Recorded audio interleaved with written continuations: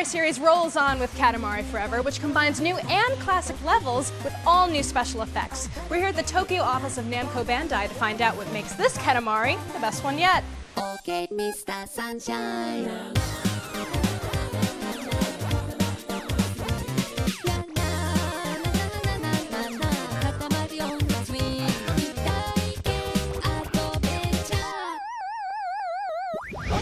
I'm here with Somehow. He's a localization producer on Katamari. So can you briefly describe the Katamari experience for us? Okay, well, Katamari Forever is a unique, super quirky action game.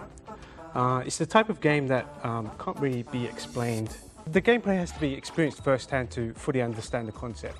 The game is all about rolling up objects with a board, and the board is known as the Katamari.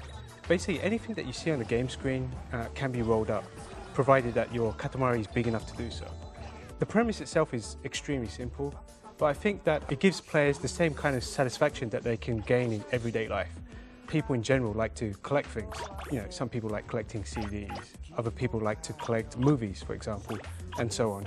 And I think that the gameplay in Katamari allows people to fulfill this need of collecting things. Katamari Forever is the biggest Katamari game yet, featuring various types of content. We have mini-games, new stages, and we have new modes. One of the new stages incorporates a new type of gameplay element. The player's Katamari basically becomes a water sprinkler. And basically in this level, the objective is to bring life back to a desert.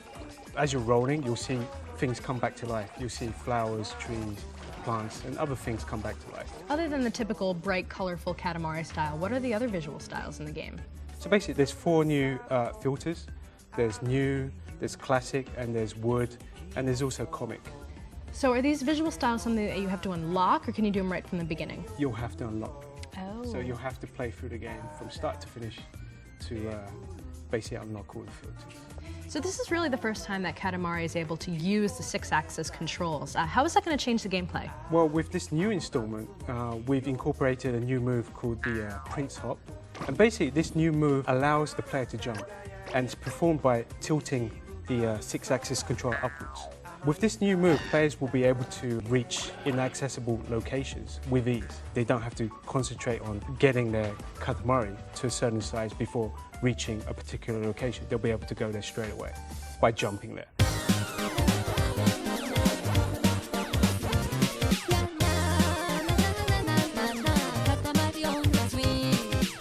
The soundtrack for Katamari has gained quite a following. What makes it so special?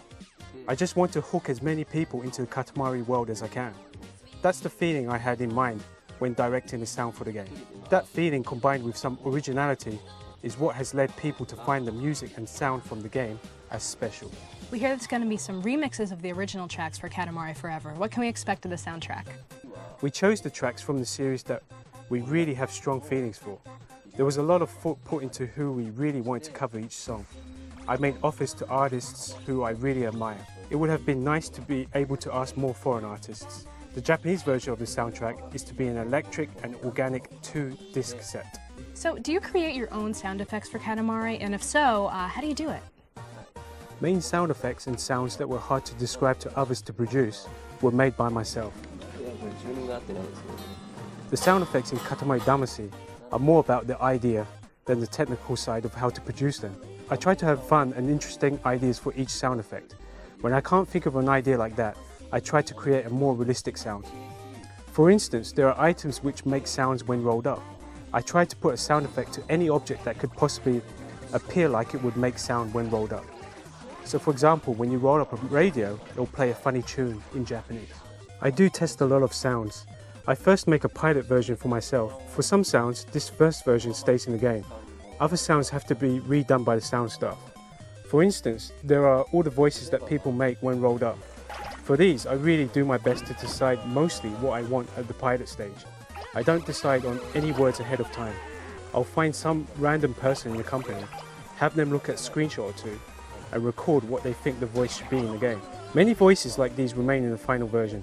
I've found that people are not sure what to do, and their shyness can produce a voice sample which fits perfectly into the game.